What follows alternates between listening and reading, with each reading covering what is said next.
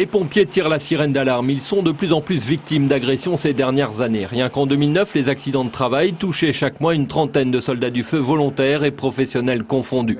Le nombre de jours d'arrêt a lui aussi bondi, passant d'un peu moins de 3000 en 2007 à plus de 4000 en 2009. Bien sûr, ce chiffre n'est pas entièrement dû à des attaques dans les quartiers. Il intègre les incidents qui sont de plus en plus fréquents lors d'interventions sur des voitures ou des habitations en feu, de plus en plus protégées et de plus en plus difficiles d'accès. Mais de l'aveu même des syndicats, la majorité des accidents ont lieu lors d'interventions auprès des populations les plus sensibles. Les gens de ces résidences et de ces quartiers nous tendent des pièges et des guet-apens en mettant le feu à des poubelles ou à des voitures et pour nous recevoir dans des conditions qui malheureusement laissent souvent des traces dans nos rangs puisque et nos hommes et nos véhicules en font les frais. Et ça devient compliqué parce qu'il faut qu'on fasse de l'autosurveillance de nos personnels.